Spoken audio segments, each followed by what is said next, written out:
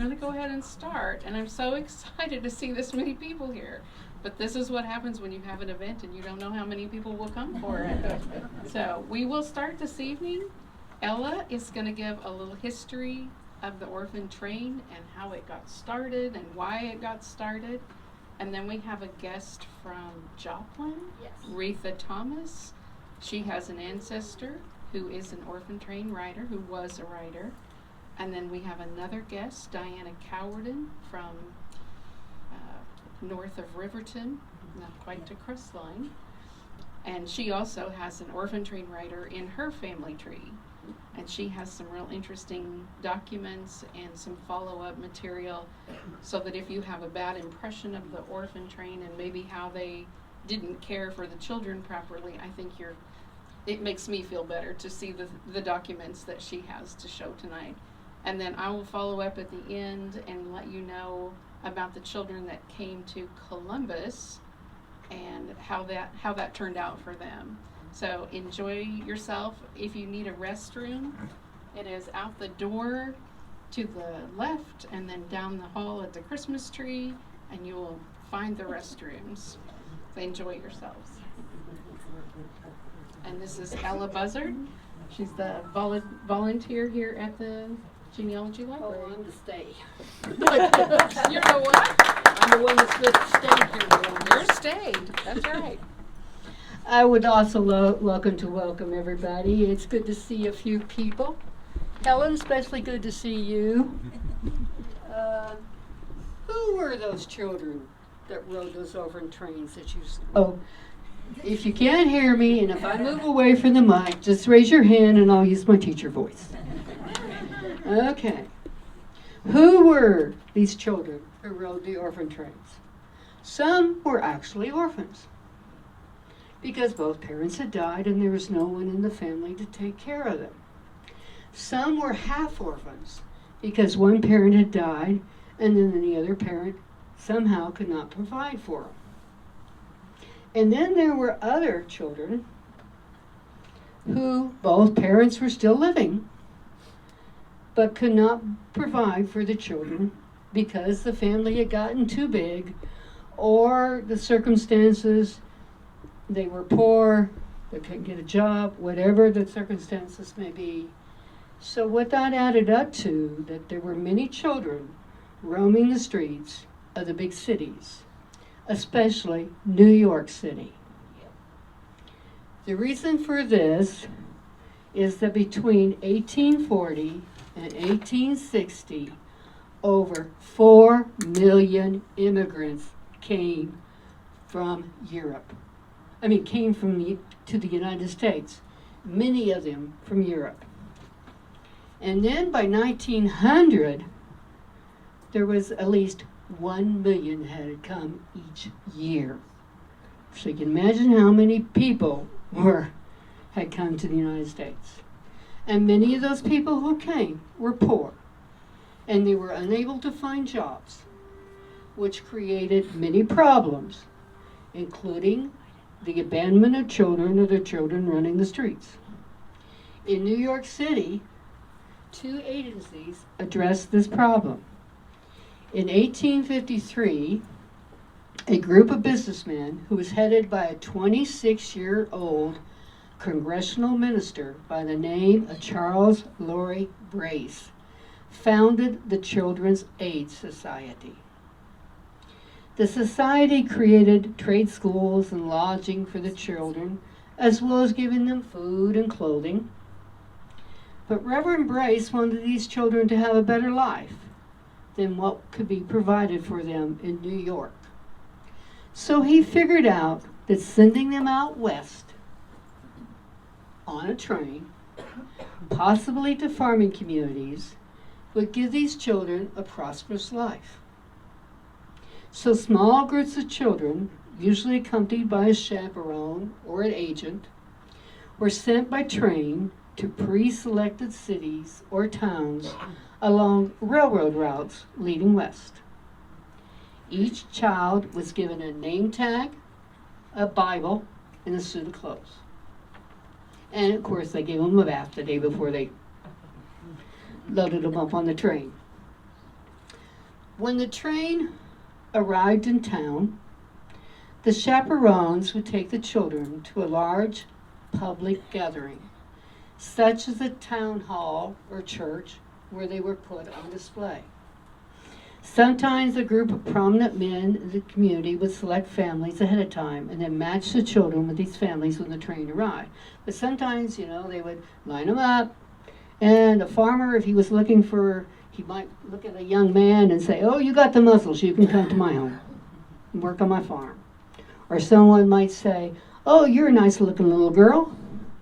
I think you'll take you home. I think you'll fit with the rest of my children." So that's how they did that. And sometimes a group of prominent men in the community would select families ahead of time and then match the children with these families when the train arrived. And many times they would post things in the newspaper. They would put posters around the town showing that the train was coming, so interested people would be sure and be there on the day that the trains arrived. The first orphan train left from the Children's Aid Society on September the 20th, 1854, with 46 10 to 12-year-old boys and girls headed for Dalwick, Michigan. Another group that was very involved in the orphan train movement was the Sisters of Charity of St. Vincent de Paul. And they created the Catholic Charities in New York in 1869. The sisters, under the guidance of Sister Irene, built the New York Family Asylum, which was built in 1873. Today, that building is called the New York Family Hospital.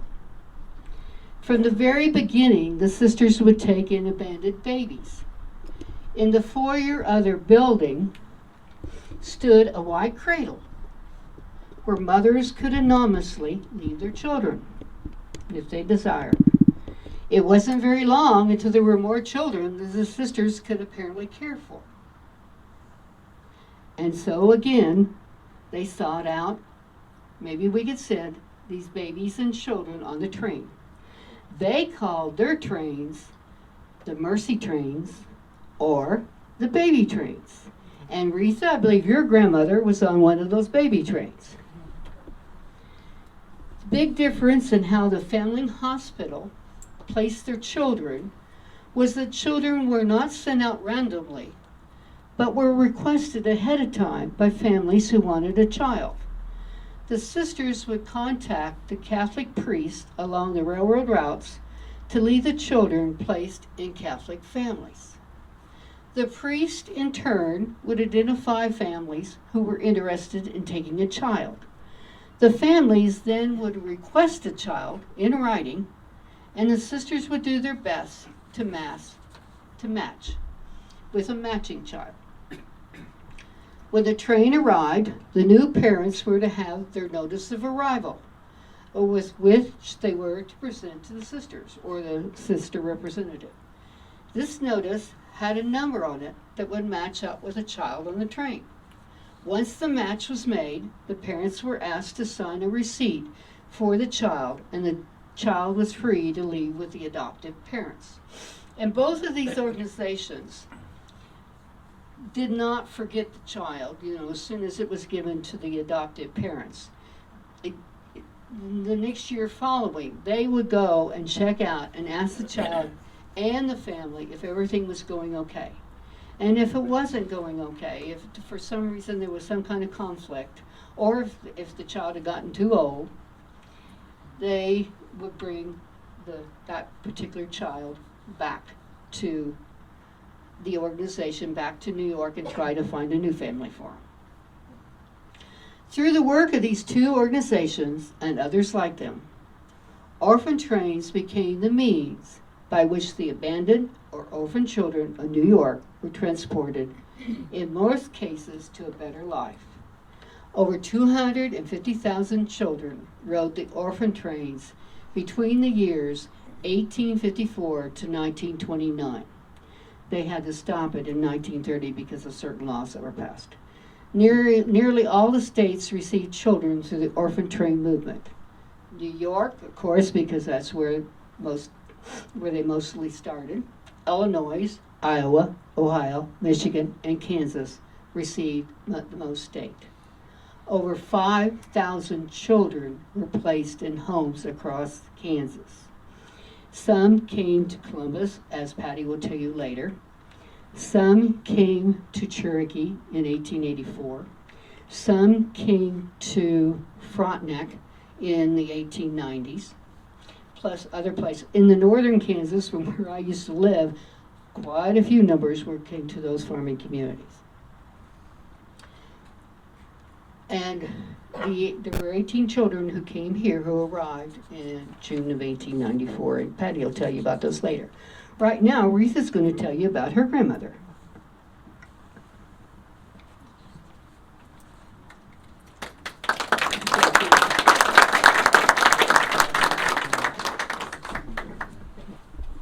Hi, my name's Retha Thomas, and my maternal grandmother was an orphan train rider. Her name was Margaret Weber, and she was born June 7th, 1913 in Brooklyn, New York. Soon after, as an infant, she was placed in the New York Children's Fondling Hospital. She remained there for 8 years, till a very kind woman named Elizabeth Bergman from Plattsmouth, Nebraska, was seeking a child, and her father suggested that she contact the parish priest, which she did, and he was aware of the orphan trains. Oh, I'm sorry. So she wrote a letter requesting to have a little girl between the ages of 8 and 10 and to be well-mannered.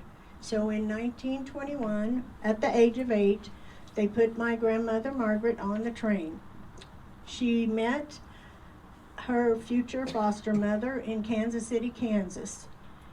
She was one of the oldest children on the train. She said she remembered all the other children were very small, and she had a hard time sleeping on the very small benches that were there.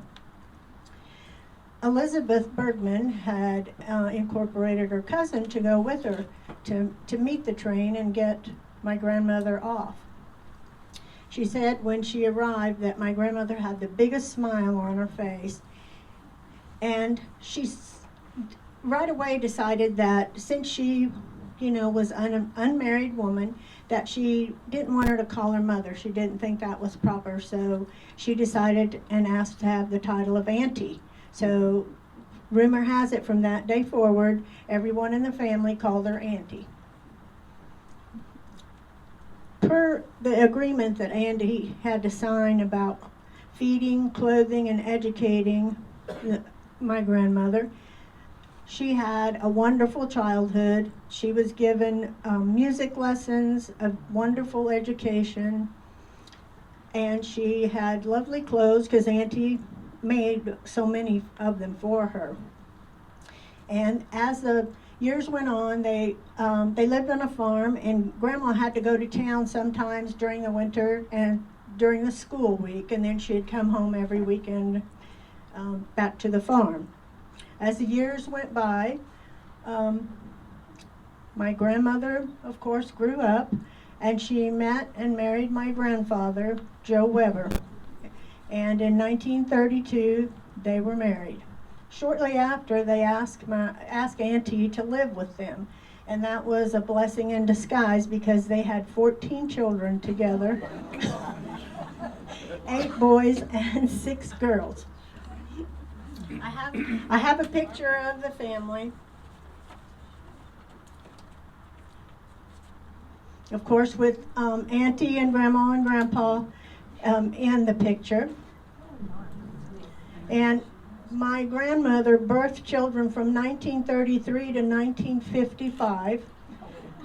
The youngest is my Uncle Tim, and he's 3 months older than I am. My mother was the third born. As the years went by, most of the 14 children can give you a very good story of many times that Auntie put them first and helped them, especially during the hard times when money was tight. The family moved from Plattsmouth, Nebraska, leaving the oldest daughter with her new husband. Then they moved to Arkansas for a time, where my mom met my dad, and she stayed in Arkansas. And then when they moved to Kansas, they left 2 more there for their potential new families with their new spouses. And unless some of the boys were in the military service at the time, I believe the remaining 8 children moved to Stanton, California with Grandma, Grandpa, and Auntie. Grandpa died in 1981, and we celebrated Auntie's 100th birthday, July 9th of 1985. Unfortunately, she died shortly after that, in that same year. But she and Grandma had several years together, and Auntie was still planting a garden in her 90s. Yeah.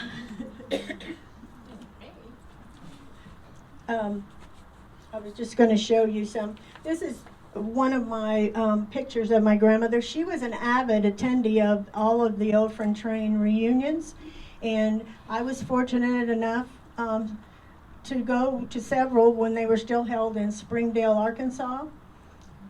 I don't believe she ever missed one of those. There are also pictures of her at the New York reunions, this one and this one. And she went to one in California as well.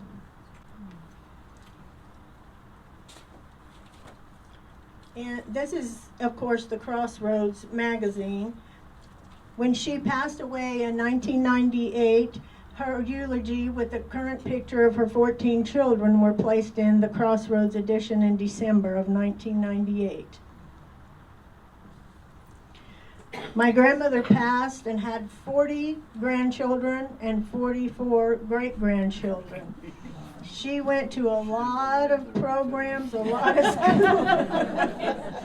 a lot of performances and lots of events, but she never had a driver's license. But we all miss her, and we miss Auntie too, but she had a wonderful life. She said she was one of the lucky ones. Thank you.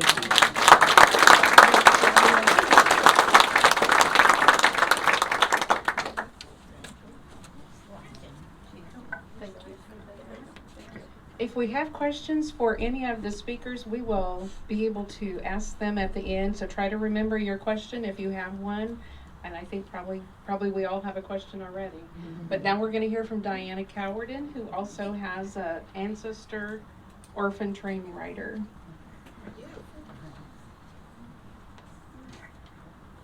Thank you all for having me tonight. I didn't get to know this person. I didn't get to know my great-grandmother. Wait, I'll forget. I'll be doing this. Anyway, her name is Mary. And I'll be talking about quite a few Marys in my speech because they were Catholic. So there's quite a few. But this is her. This is her right here.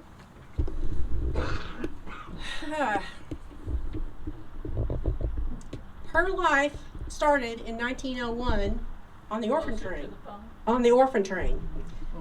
I've put together some research using Ancestry.com, Family Tree, a book entitled Frankenstein, A Thoroughly Catholic Settlement, the New York Foundling Home, and the Orphan Train Project. That's where I have received all my information. Frankenstein, by the way, is just east of Jefferson City, Missouri. I contacted the New York Foundling Home in December of 2023. I was asked to provide 2 forms of ID, so being at work, I sent a copy of my driver's license and a copy of my Liberty Utilities ID, thinking that would be sufficient. If I can get on a power plant, I should be able to go anywhere, right? It wasn't. So the next day or so, I found my passport or my social security number or something and sent it to them. And they asked several questions, such as my relationship to the adopted person, which A little later in the story, I told one of the descendants of Mary, she said, well, how did you get this information? She was a little upset that I had got this information and she hadn't. And I did nothing nefarious. I just said my great-grandmother adopted this child and I would like to know about her. So my great-grandmother was Mary Bridget Walsh. She came to this country in 1850 and from via New Orleans and ended up settling in Frankenstein. She married in 1869, and by September of 1879, she'd had 7 children, 4 of whom had survived. By December of 1879, she was widowed. In the year 1901, the parish priest asked people of the parish if they would be interested in giving a home to children from the New York Foundling Hospital. Bridget generously agreed to take the child. Mary Bridget at that time was 51 years old. Her children were grown, and she and her oldest son ran their 60-acre farm. Little Mary was the same age as my great-grandmother's first grandchild. I apologize, I lose my place because I don't have my glasses on. Bridget was happy to have a little girl, and she gave Mary a very good home. Mary was a devoted Christian, a kind mother and friend, and was loved and respected by all who knew her. She brought Mary into her home in July of 1901. Mary's exact date and place of birth were not recorded, nor was the name of her natural mother. A letter from a priest of St. Joseph's Church in Brooklyn was attached to the orphan. Her name was then recorded in the admission books as Mary Kane Nolan.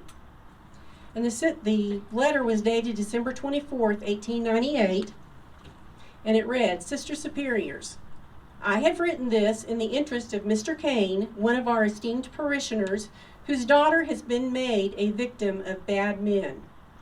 Monsignor McNamara has directed me to write you in the hope that you will receive this child. It will be a charity indeed, for it will save a respectable family from public disgrace, and a hitherto good girl from public exposure. Respectfully, W.C. Riley, Vice Rector. Records show that Mary made a good adjustment to the Walsh home. She was well cared for and readily accepted as a family member.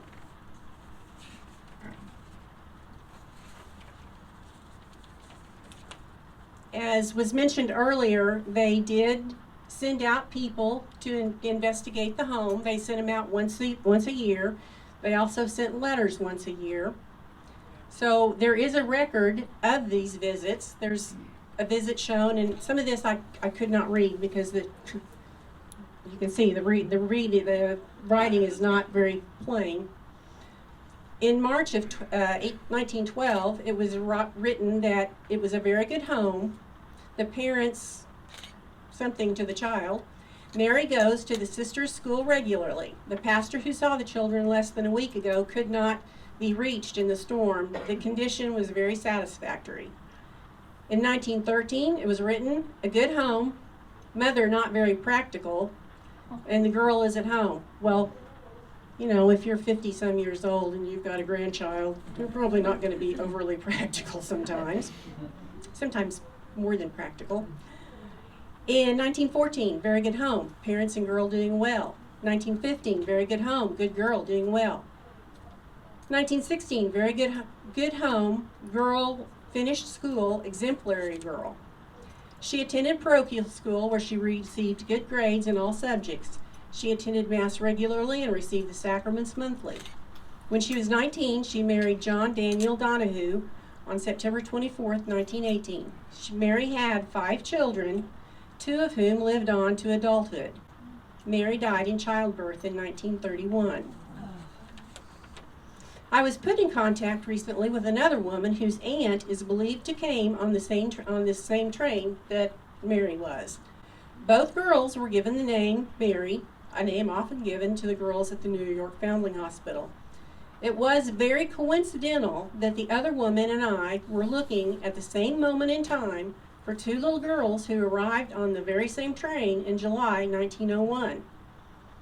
It was only the third occasion in 11 years that the orphan train had discovered that connection. My family's Mary detrained at the depot in Isabel, Missouri, and the other Mary detrained in Bonnets Mill, Missouri. There was never an actual orphan train. There wasn't a train that was specifically, this is the orphan train. They, all the children and their accompanying adults traveled regularly on scheduled passenger trains. The Orphan Train project used a set of official railroad passenger service guides dating back to 1868 that features the schedules of all passenger trains in North America during any given month. Every passenger agent in every depot in every town in the U.S. used the guide to write tickets for passengers departing to destinations across North America, including Canada and Mexico. Using the guide and other timetables, Orphan Train was able to use the process of elimination to find the most likely trains that Mary did not travel on in July 1901. There were several trains that traveled the same route as Mary, but they were sleeper cars, which were very expensive at the time, or they did not fit into the time constraints that Mary would have had to have traveled in. Children did not usually board a train until after 10 a.m. in New York. If you can imagine, it's just too difficult to get a bunch of children woke up, dressed, bathed, fed, packed, organized, and get them to the station by 7 a.m. It's not going to happen. Since the exact date of Mary's arrival at Isabel, other than July 1901, is unknown, her journey can still be recreated. Railroads rarely changed passenger train schedules, even into small towns. Mail was moved by rail in 1901, so the railroads earned more money by hauling U.S. mail than from the sale of passenger tickets. The United States Post Office would not permit train schedule changes, as it would cause a huge ripple through the mail system all across the country. The children almost always left New York on a Monday, which allowed the accompanying nuns to return to New York City in time for Mass the following Sunday. Mary would have traveled in a group of children, which could have been as small as 6 children or as large as 60. At least 2 nuns traveled with smaller groups, but a larger group may have as many as 6 nuns. And I'm sorry, 6 nuns trying to track down 60 children. I have a hard time keeping care of my 2 grandchildren. It's just, and they're... They had a lot of room. Yeah, yes, it did. Trains in 1901 had no enclosed vestibule like an Amtrak does today. Mary would have stayed in her car on each train for the duration of the leg of her trip. Of course, she would have been in a coach car, no sleepers for those orphans. The ride was complicated by the massive amount of soot, smoke, and cinders from the locomotive that would have streamed into the rail cars. Car windows would have been closed tight while the train was moving, but did not really stop any of the soot or the cinders from pouring in. This would have been an especially hot and dirty ride in the summer. The air conditioning we're all enjoying right now did not exist even on the trains back then. Mary would have been rousted out of bed on a July Monday morning. She was bathed, fed, and dressed in a brand new dress. Traveling with a group of children would take time. Late that afternoon, Mary would have boarded a 5th Avenue stagecoach, which was a newfangled electric tram outside the hospital. At Grand Central Station, Mary boarded the New York Central train number 23, known as the Western Express, for the trip west. The train would depart Grand Central Station at 8 p.m. sharp. It traveled north to Buffalo, then traveled west on the tracks of the Michigan Central Railroad, crossed the Niagara River into Canada. Mary's train made only one scheduled stop in Canada for a crew change. The train then crossed back into the U.S. into Detroit, Michigan, where it continued to Toledo, Ohio. In Toledo, the train turned southwest onto the tracks of the Wabash Railroad. Here, the train was now named the Wabash Railroad Train number 3 and continued to St. Louis. The train would pass through Fort Wayne, Indiana, and Decatur, Illinois. Mary's train would arrive at St. Louis Union Station at 7:15 a.m. on Wednesday. There, she would have been hustled to the boarding platform of the Missouri Pacific Railroad, train number 5, for the final leg of the journey. Mary's train left St. Louis at 7:35 a.m. and arrived in Isbell at 11:23 a.m. that same Wednesday.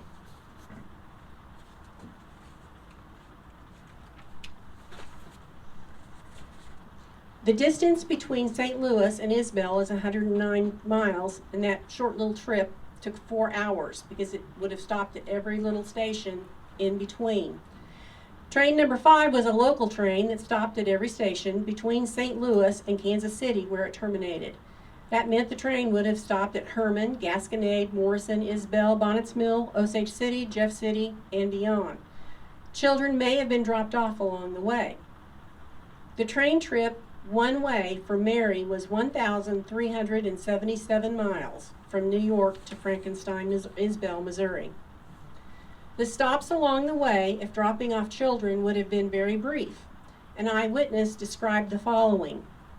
The train pulled into the station and the conductor opened the top half of a Dutch door while the train was slowing. When the train stopped, a nun handed a clipboard to the conductor, who handed it down to the station agent. The agent gave the clipboard to the new father or whoever was in charge of the family.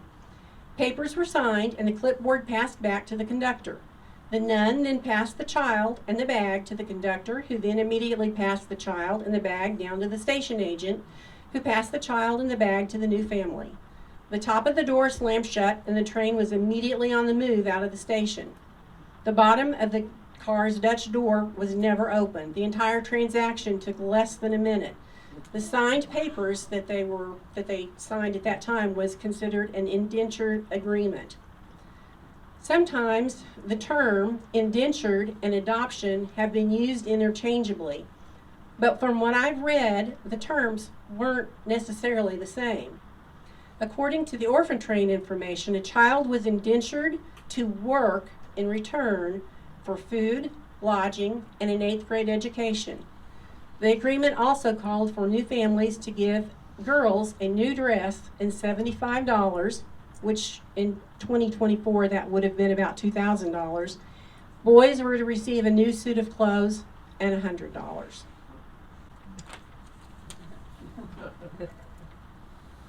This is Mary in the wedding dress in, I forgot the date, 1919. And that's her husband I think he's to her right. And then the people standing up with her.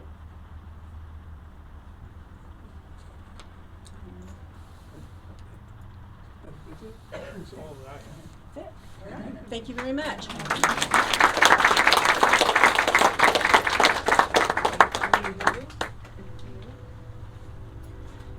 That's been interesting, hasn't it? Yeah. If you ever wondered what happened to some of those kids, these ladies have got some first-hand information. So to finish up, we're gonna talk about the 18 kids that actually were adopted through one of the orphan trains that came to Cherokee County. And there was actually only one orphan train that came to Cherokee County. And that train had 18 children on it. 17 of them were boys. One of them was a girl. Wow. There were 2 sets of siblings. There were 2 siblings, and there was a set of 3 siblings. The ages ranged from about 2 years to actually even an 18-year-old. And there were several 15, 16, and 17 and 18-year-old boys. Very kind of heavy on the end of older young men. So there's a list. This is the article that kind of covered the event that took place at the Opera House here in Columbus. And it talks about them staying at the Middaugh Hotel. And then the kids were bathed and dressed and fed breakfast. And they brought them to the Opera House because it was the biggest building that would hold the most public. And not all of those people were even available to adopt the children, but they were there to look and see what was going to happen, who was going to get children, and how that was going to take place. So as several of them have said, there was an application process ahead of time. This article ran on June 21st. Probably the week before was an article that was the first notice that kids would be coming the following week. And if you were interested in having a child placed in your home, you needed to talk to a committee, and the committee members were listed so that you could go and be interviewed, and the committee had the final say if you would be a good home. And that's a little comforting to know. I thought the kids just stood up on the stage and people said, I want that big one, I want that little one, but that's really not how that works. So that's good to know. So the next slide is the names of the kids who were on the train and their age and the family who took them in.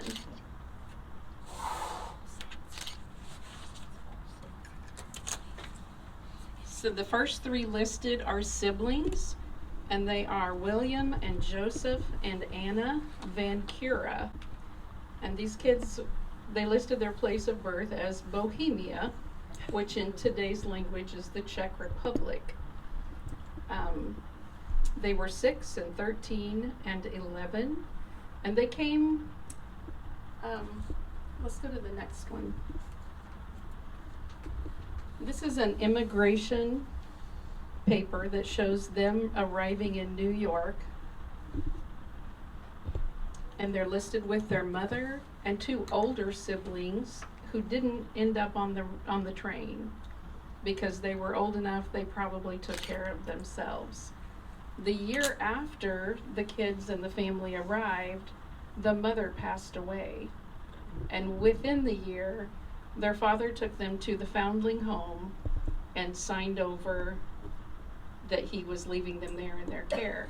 And within a very short amount of time, they traveled to Kansas and were adopted.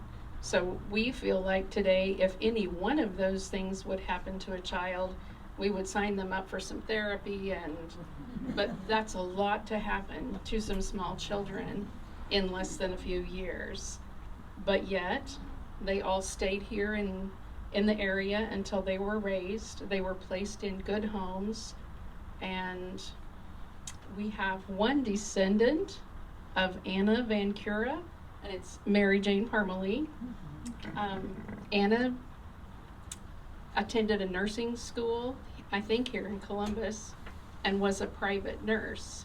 One of the boys married, and I think he passed away in Minnesota, but the kids stayed in touch for their whole lives. So that, I feel like, is a pretty good success story for that set of siblings.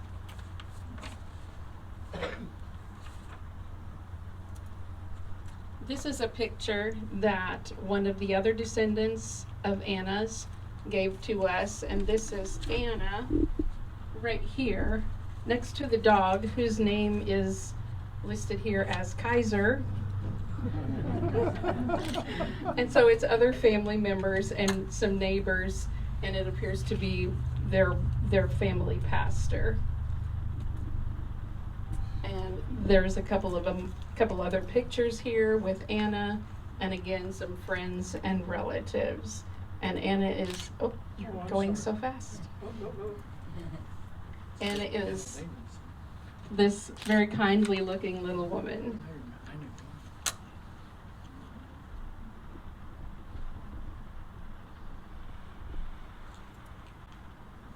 And there again she is with some friends and relatives. Okay. And these are the Van Cura children as adults. Anna at the top, William, and Joseph. And so I feel like they had a pretty good life, and we would give credit to that for their placement by the foundling home.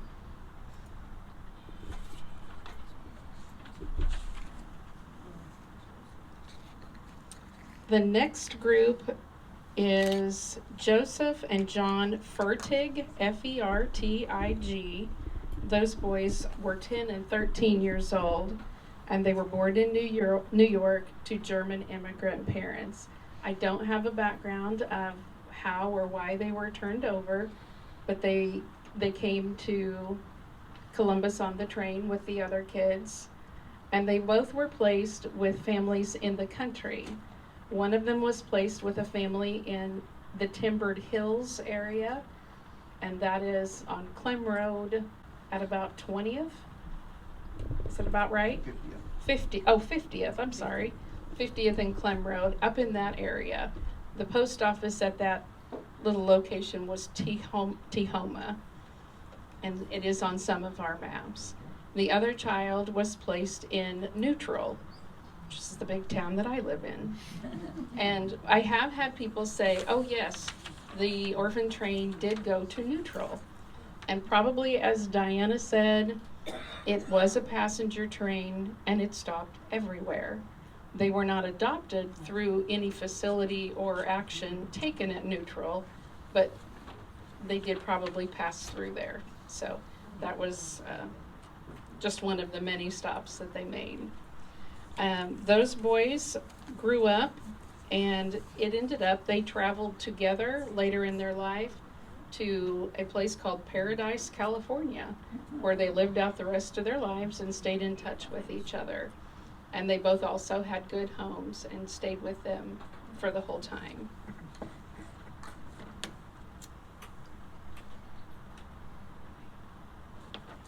The next child is Harold Ford Walker, was his name on arrival, and then he was taken in by Dr. Scammon and his wife. He went by Scammon the remainder of his life, though there was not an official legal adoption, because that wasn't necessary. You would just take the child in and you raise them. They were sometimes called adopted children, they were sometimes called fostered, and sometimes on the census record they were even listed as boarders or lodgers, and sometimes laborers. It depended on what the head of the household called that child when the numerator was there. But Harold, he was raised and schooled, and he became the owner of a dry cleaning business. Only for a few years, because they said it was bad for his health, which he then became a county engineer, and he died at a pretty young age, and his obituary listed his cause of death as a long, heavy cold. And I'm thinking that the chemicals at the dry cleaners were probably worse for him than he was aware. But he had married and had children, so I feel again a pretty good situation for him. What's our next? Okay, so Clarence and Matthew Brown are another sibling set that were adopted, and they were originally placed with J.W. Gold of Cherokee. Their birth parents were from Denmark and Ireland, is what the information said. The Gold family raised Matthew and Clarence both. They stayed in school until they were old enough to work in the coal mines around Pittsburgh. It's thought that later they may have returned to New York.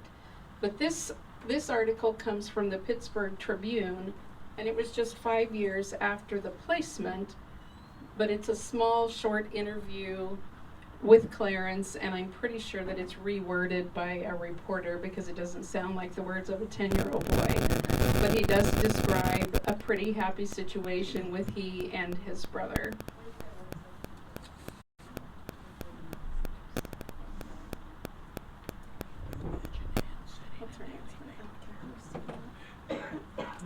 Okay, so that's the list for Columbus. The other thing that happened is Doris and Ella and I were talking about the orphan train. Doris is the museum curator, and she said that she had an ancestor who rode the orphan train, and it turns out she did. His name, this is a very good article. I realize you can't see it out here, but there's going to be a copy of it here, and I might place some of these things on our Facebook page if you want to read that. But it gives a little more detail about how the kids got from New York and how they were selected and how they were placed. And brings a lot of details that really implied that they were pretty well cared for, both before they came, and like Diana said, yearly someone came to check on them. The only problem with that situation is if they moved, they couldn't really find them, but they did give it a good shot. They did their best to make sure the kids were placed well. This is the list. Yes. So this is the list of the kids who went to Crawford County only just 6 weeks after the kids who came to Cherokee County. The same foundling home sent a group of kids to, and they ended up in Girard because they used the courthouse there for their gathering. They had a group of 14 kids, 13 of them were boys, 1 was a girl. So the child that Doris was talking about is the second one there on the list, and his name is Rudolph Friedel, and he was placed with the Lemley family. Shortly after he was placed with them, the couple, their marriage ended, and Mr. Lemley could no longer care for the child. And so I don't know how the arrangement worked out, but he ended up with the Walker family in the Weir area, and he was raised by them. He even they changed his name, or he did, to Ralph Walker, which was a little more American sounding than Rudolph Friedel. And this is a picture of Ralph, the happy and healthy looking young boy, and then there's another picture of him a little later also. Yeah. Yes, he is. Fine looking kid, yes. I think they did a good job with him. And so this is an example of the orphan train placements. But there are many, many people who have in their family history research a child that's with their family, but they're just not sure where they came from. And so following are some examples of what might have transpired or what did pretty regularly. This is an article from the Columbus Weekly Advocate, and it's the story of a baby boy in Galena who is basically orphaned because neither of his parents can care for him. Down lower in the article, it said, if a home is not found soon, he will be sent to the Atchison, to the orphanage in Atchison.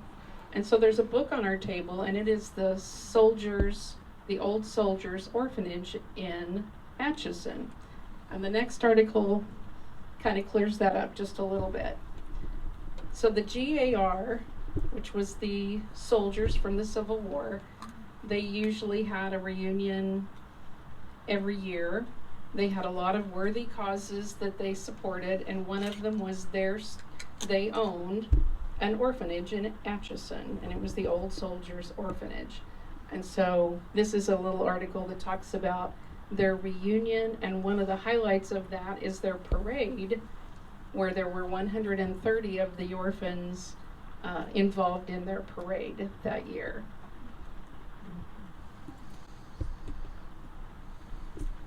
Now I wish that someone could tell me about this because I can't find anything more. This article is from the Columbus Weekly Advocate, but it is about an orphanage that is in Baxter Springs. The date is 1887, and it is referred to as the Colored Orphans Home. And it describes, it's run by the Presbyterian Mission, so I assume it's affiliated with the Presbyterian Church. And there are 2 buildings. One is their main building for schooling and dining and the girls' dormitory, and then separate is a boys' dormitory. And at the time of this article, I think there were 25 or so children there. And they were educated, and they were taught to garden and to cook and to just basically be successful in life. And so I would like to know more about that, but there wasn't even a location given. Was there a name on it? A name of the orphanage? Did you find something? They refer to it in this article as the Colored Orphans Home. They just keep it, yeah. I believe that. There was quite a large group of black people There that were. gravitated to Baxter Mhm. and outside of Baxter. And now this is in 1887. I was a little bit surprised by that, but yet they were caring for them there. That was after Civil War, Yes. and wasn't that when they had the situation in Weir? I mean, with the coal mines, and they were shut down, and the black people were brought to the county to work in the mines, and they refused to after they got here. Do you think that would have resulted in this number of orphans? I don't have any Was idea. there violence involved? There was also another group that were brought in from the Civil War to work the land over by the Neosho River Mhm. that belonged to the Condons. Okay. So I there didn't are, get those into are that. some options that Larry Hyatt has offered up. So that would be something for somebody to look up and let us know. This is an article from the newspaper. Anyone wanting to adopt a fine and healthy boy, contact Jacob Lemley at the Poor Farm. What I would assume happened here is that Jacob's parents either have passed or are ill and they can't care for him. And similar to how we would try to find a home for a pet, they've listed it in the newspaper. This article is about 3 children who are orphaned in the Crestline area. And it lists a woman's name to call if you, not call, obviously. You'll probably have to go to her house and inquire about those orphans. And again, she hopes to be able to find them homes in the area, and they did. This resulted in they all found homes in their own neighborhood so that they didn't have to go too far away. And then this is more of a request for an orphan. Apparently there's a family who has a young girl who needs a playmate, and so they're looking to adopt a 10 or 12-year-old girl to go with her. So these are some of the ways that orphans could have gotten into your ancestry line without an orphan train ride, probably even more common than that. So my personal interest in the orphan train started right here, and this is a headstone that's at Green Lawn Cemetery, and it's in the section where my husband's ancestors are buried. And I asked around, and the answer I got was she rode the orphan train. And I thought, oh, how cool. That's really great. She's also noted on another headstone close to the area where the little stone is, so that it gives her personal information. And so I came up here to the library and I spoke with Cleone Bieber when she was a volunteer here, and she humored my story until I told her what date Mary had passed away, and it's 1892. And so if you've been listening, the train came to Columbus in 1894. And she says, I hate to break it to you, but she didn't ride the orphan train. She says, but don't hold it against anybody, because this is how family stories get started that are a little bit incorrect. Somebody may have said, she probably rode the orphan train. And the next time the story was told, she did ride the orphan train. And then it's a fact. So with Cleone's help, I was able to find that Mary and her 2 older brothers and their parents were in a wagon train on their way west, and people on the train contracted smallpox. And they were just outside of Baxter, but they were not allowed to come into town, which is wise. So they veered over toward Peoria, where the ill were cared for, and the train went on. And so the children, after their parents died, were placed out. Now my question remains, how did the child get from the Peoria area to the Keelville, Melrose area? I probably won't get an answer on that, but it was that was my first education on what the orphan train was. And so I promised at the end you could have questions, If you've remembered them, this is your time. For any of the speakers. Well, Yes. I was interested in what Retha was saying about her grandmother never having a driver's license. And I wonder about the documentation. I would imagine it was pretty spotty. I imagine most of these people had no birth certificates, no, we Kansas can't hardly didn't start birth records until That's- 1911. we can't hardly function today without our birth records, and That's and, true. and then people were Mhm. just went through life without them. I don't think it was terribly uncommon that women did not learn to drive. I had women in my family that never learned to drive. They didn't need to, they didn't want to. Now the gentleman behind you has another question. Yeah, the first speaker that had the grandmother on the train just said that for years they had reunions. Yes. I wonder if the descendants of those people ever get together. So the question is, do the descendants of the train riders get together now? Our family does.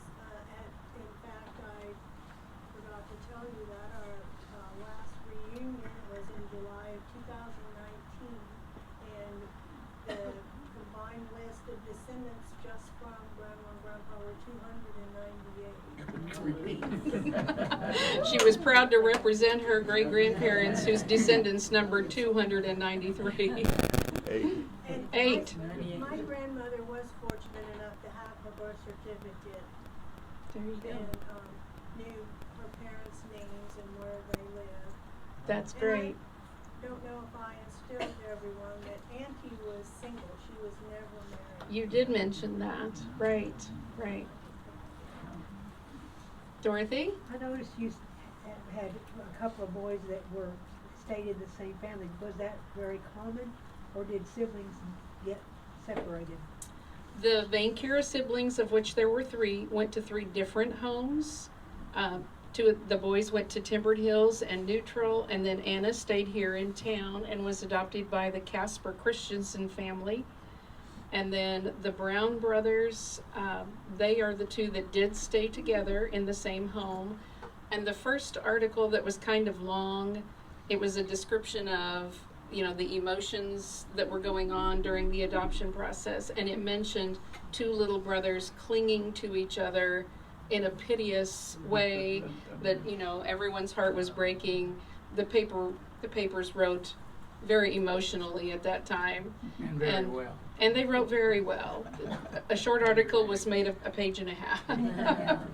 But those 2 boys, apparently that tugged on somebody's heart and they took them together. But the others were placed separately, but it was nice that they were close enough together that they could still stay in touch. Yeah. Mm-hmm.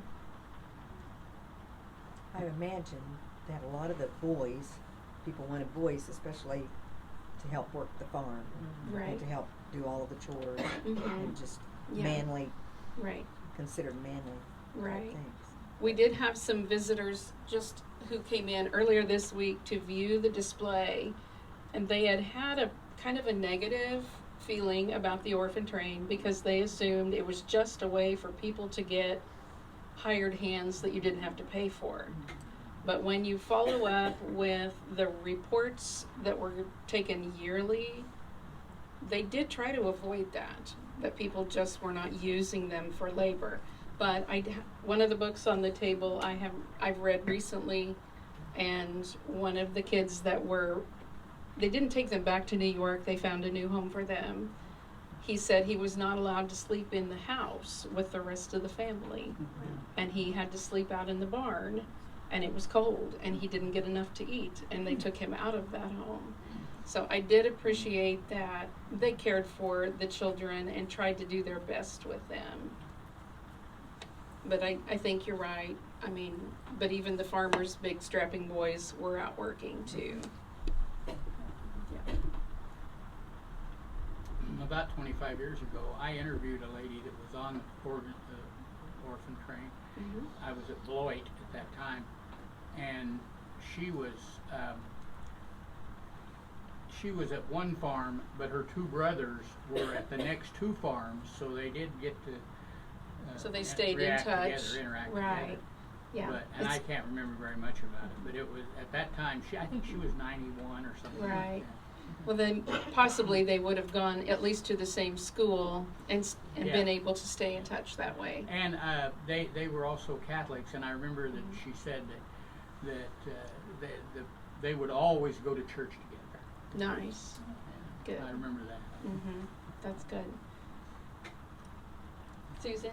Yeah, I'm an interest in this orphan trains too. I don't have any relatives that were left Pennsylvania. My family's over in that area, but there was a lot of articles too about these 16, 17, and 18-year-old boys. They had been living on the streets for a while, a lot of them. And what they did was when they came, they realized this was not exactly what they liked. It's not their cup of tea, And was not it? at all. So what they did was a lot of them like tried to get their way back to New York. I think that's absolutely what Yeah, happened. And so Yeah. there was some of that kind of thing as far as if you took older boys, Yeah. you might have the idea that they weren't necessarily going to stay. Right. They might. And it was hard for me to find information on those older boys because, you know, the next census would be 1900, and if they came in 94, by the time it was 1900, they were grown men off on their own. So I could find a few of them, but I suspect that you are right. As soon as they earned $50, they probably hopped a train and tried to go back to New York, even though it was not a great life. But it was the life they knew. That's Yeah. My husband had a great uncle, and we got to know them pretty well. They just lived on the other side of the state line in Missouri. And one time I asked him, what did you do in New York? And he was about, when he was about 12 years old, he said, I learned to fight. I learned to fight, right. And he and his sisters, they came to that area, and they were put on 2 different farms, but they could see each other once in a while and wrote lots of letters. Did they stay in this area? As far as I know. As far as you know, yeah.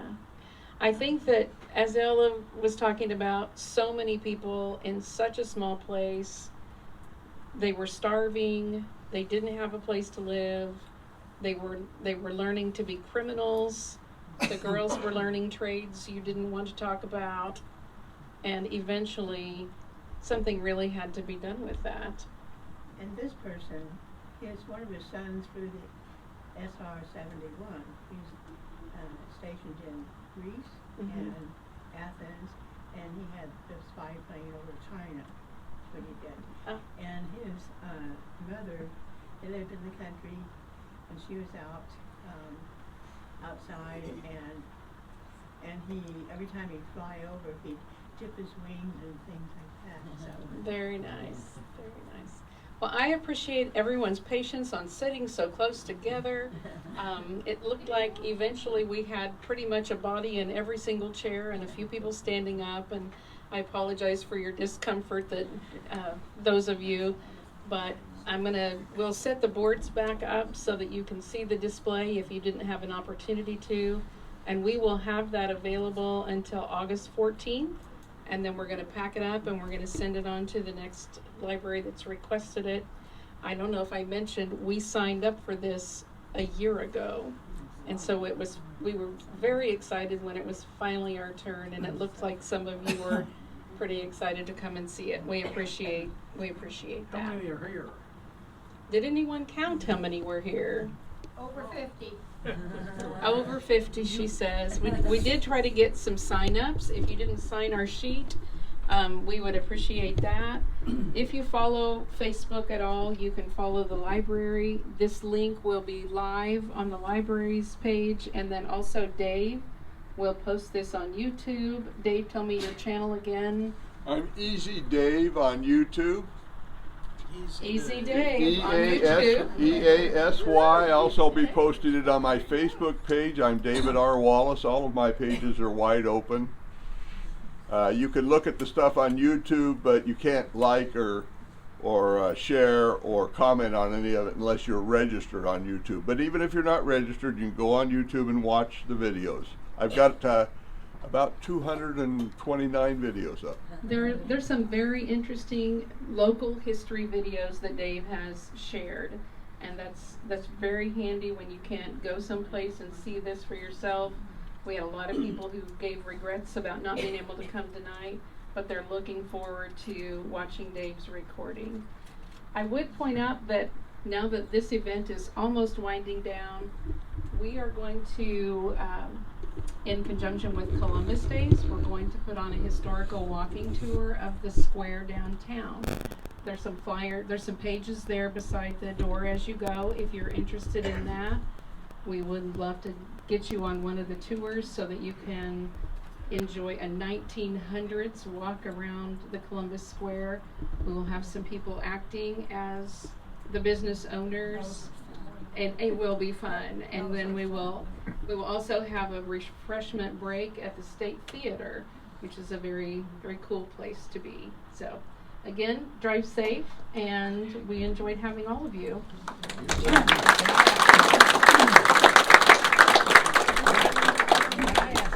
Can you run that back to where that one of your pictures were?